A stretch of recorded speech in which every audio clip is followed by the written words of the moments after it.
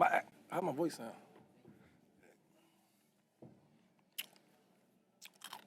I'll just throw up. Okay. What's up, brother?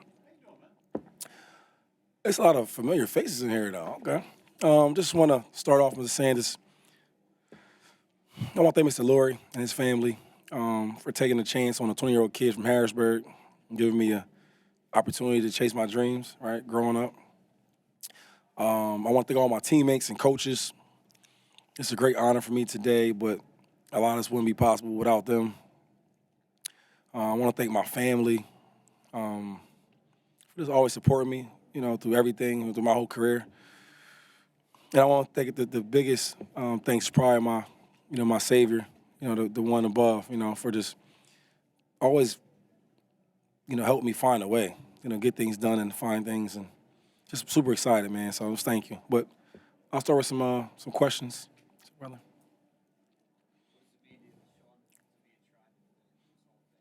It means a lot. It truly does. I was just thinking about the other day, like, what would I talk about in halftime or just interviews about questions about being in the Hall of Fame here in the Eagles. And I played with so many good players. As I'm watching all the tapes, just to remember like the days of Eagles from when I was younger to older. And I played with some great players, right? Then I started thinking about how long the Eagles have been in existence.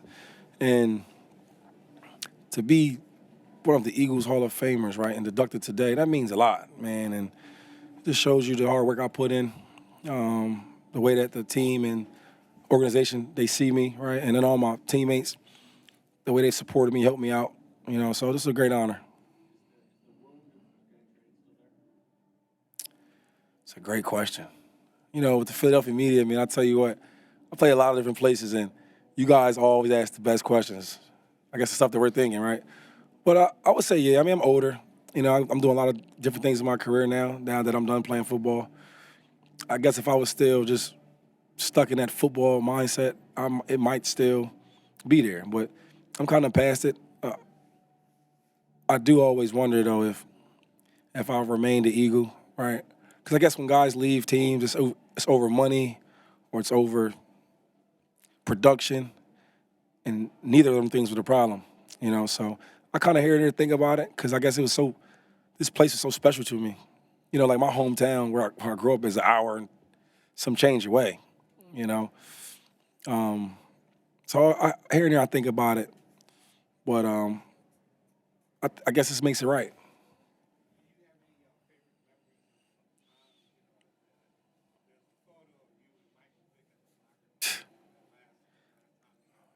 Yeah. You know, when people was asking me about like, do I remember different games and moments, and I can't really think of none really right now. The Michael Vick was special because I was a Michael Vick fan, like a crazy fan, and I remember meeting him. He gets out of jail, right? And I'm a rookie, whatever, and he walks up. I'm like, "Yo, what's up, Mike? Yo, what's up, homie? What's going on?" I'm gonna show him quick. How you doing? And he walks off. I'm like, "Oh, I just touched Michael Vick's hand, right?" But other than that, like McNabb, I was a big fan of McNabb and Westbrook and them dudes. I remember coming up to the training camps, and I remember I was like one of the top running backs in the country in high school, and them dudes didn't pay me no mind. And I always tell them that. I said, when we got in the huddle, because I'm always joking and having fun, I said, now you depend on me to get this first down, but when I was 18 years old, you didn't even talk to me, man. Like we would just be joking. But I have so many memories, man. So many memories. I think the biggest one though is more of not a memory, but the bonds. Like still to this day, the relationships from all my linemen to like quarterbacks, wide receivers, man, from Macklin to Deshaun to Vic to even McNabb, Kelsey's, both of them, especially Jason. Jason Peters. I can go on for hours. Sante Samuels, like all these dudes was like good friends of mine till this day. And I think a lot of teams you go to, it's not like that everywhere. It's not. Even guys like Eldred Buckley. I don't know if you guys remember who that was. That was one of my favorite friends. So I can go on hours about just, I guess, the players. So I don't really have like a lot of like memories, but it's more the relationships, you know, more relationships, and even people in the building. It's another thing when I learned when I left is like people in the media, right? Like I never really had no bad moments with a lot of you guys in here. We might not see eye to eye all the time, but I never had no bad moments. And I always think about like talking about players a certain way, and still trying to be respectful and be honest all at the same time. You know, trainers in the freaking training room where I might sprain my ankle and I'm trying to play Sunday, and from Tuesday on to maybe Friday, I'm getting up at 5 a.m. with the trainer, and he's trying to get me back, and we're 5 a.m. to 5 p.m. Right? Like you build a relationship right there, and there's just so many different stories. Like Rick Burkhalter from the Chiefs, we still talk to this day because he had a big pivotal moment in my career. Howie Roseman, like he's doing great now, but there was a time where he wasn't as big, and we stayed and remained super tight.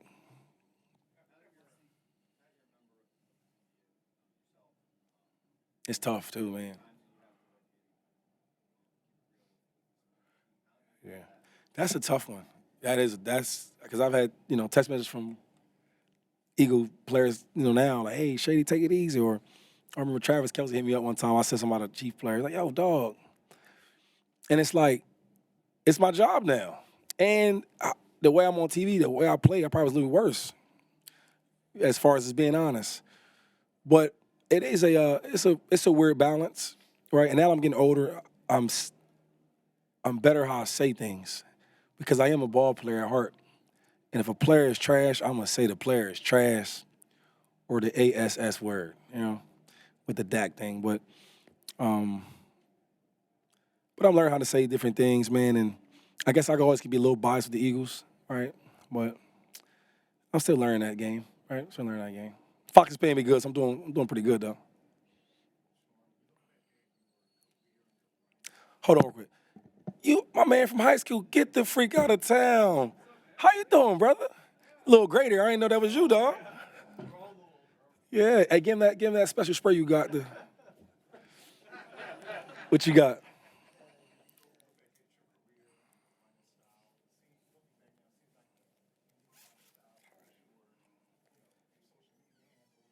Yeah.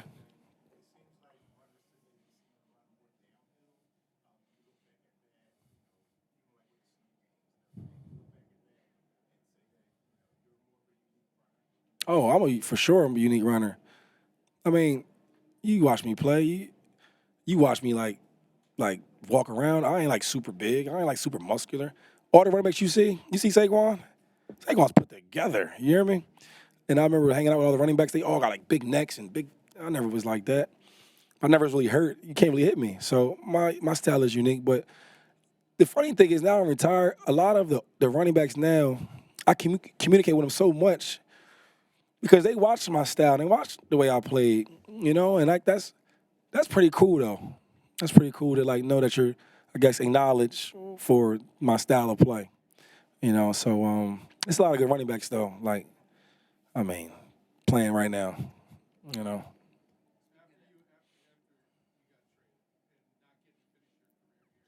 Yeah. You know what? I didn't even think of that once I got traded. Uh, it's funny, like certain players, majority of the players, you have the season right, and then the season's over with, and most people they pack their lockers up because you never really know. I've never done that.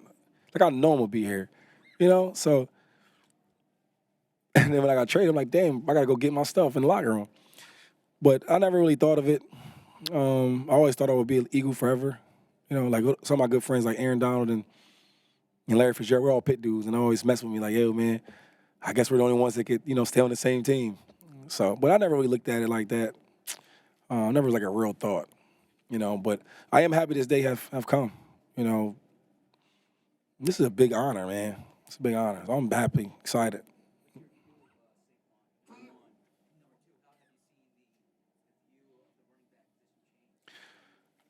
The game is like, so now I'm on TV now, right? So I talked to a lot more owners. I'm sorry, more GMs than I ever did before.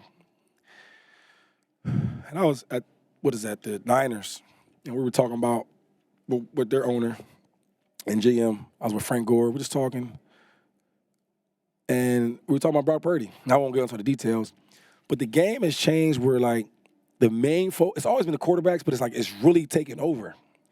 And now it's like, yo, you can have a guy like Saquon Barkley, who's like the face of your franchise, one of the best running backs. And you can have a guy like Daniel Jones, and a franchise and owner can say, yo, we decide to go with Daniel Jones and pay him like all that money, and then don't pay so it is different now though. Like the market with the running backs and the way the league is, the direction is going with the quarterbacks. Like to be a running back and get paid, right? You got to be elite. Like it should be though. I agree with that. And if you want to get the big money, you got to be elite and right. With quarterbacks, it's not that. Yo, you want to make elite money? Just be good. Just be above average. You see what I'm saying? So I've had to like learn how to deal with that. Like talking about the running backs, like Josh Jacobs, he's with the Raiders, and then he went to Green Bay. Before he went there, the year he was trying to get a deal with Saquon, he told me that the Raiders didn't even offer him a contract. How? He led the league in rushing. You know what I'm saying? So, like, there's so many different things. When you ask me about the running back market, it's hard to really talk about because the name of the game is, yo, be elite, win games, and you make your money, and hopefully you win a suit. That's how it works.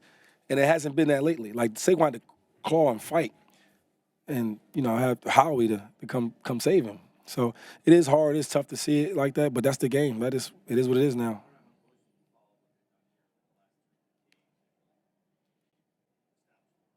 Yeah,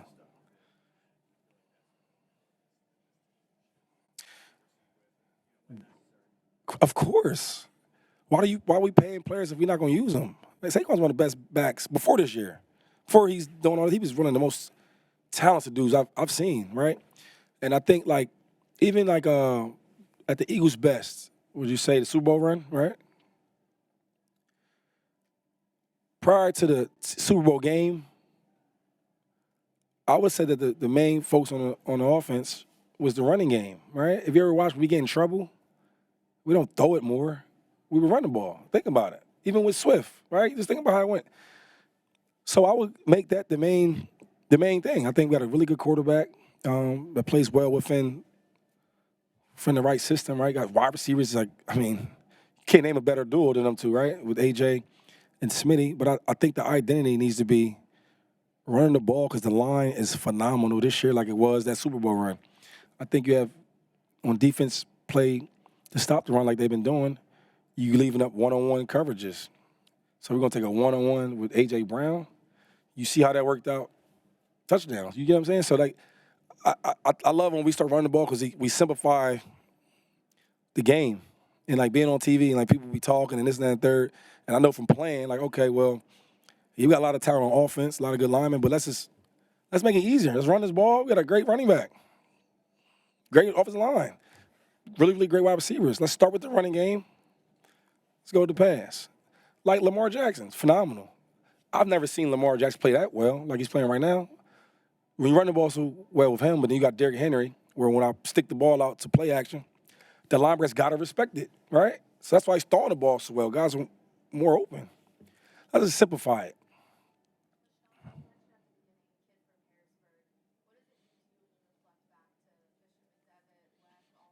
Mm.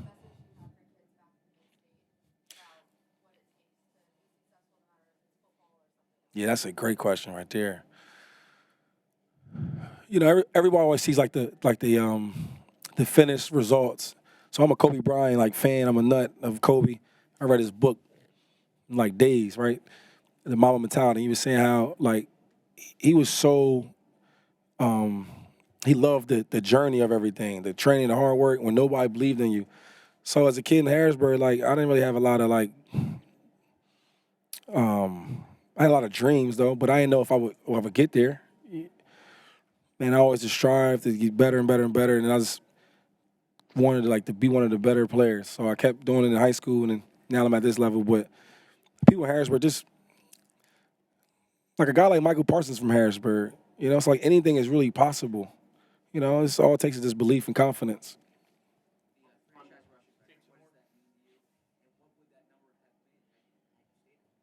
that's a great question. Yeah, man. I think man, respectfully, right? Respectfully, I think I'd have got that number really, really high. You know, as being like an Eagle like favorite here, you know, I always watch like this is bad to say, but when I would play other teams, I would always watch the Eagle games because a lot of my friends was on there too, and I always wanted them to do well. And I remember watching some of the running backs they would have playing, and like they would get good games and good yards, and I always be like comparing, like I'd have did better, I'd have did better. And so I think I'd have had a pretty good career, more yards.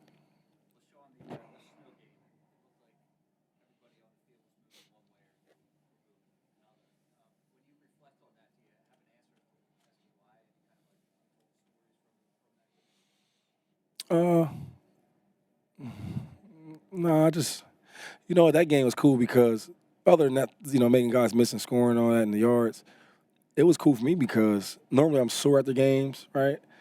But there was so much snow, so the speeds of the defenders were like reduced because of the fields, you know, situation, and then the hits. Like Adamina Sue was a beast. He loved to tackle and like drive into the ground, so you would feel that, but you couldn't do it in the snow because he's slower and he would hit me. He would slam me, and it was like falling on pillows. So that game, I remember that because shoot, I hung out after that game, right? Party after that. Where normally I wouldn't party until like later on because I would be sore from the games.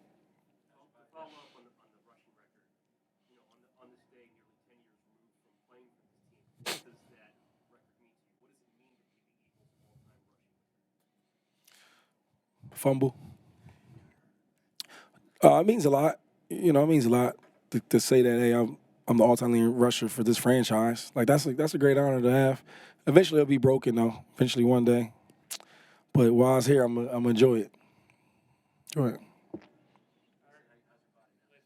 Oh, like asking about my playing style.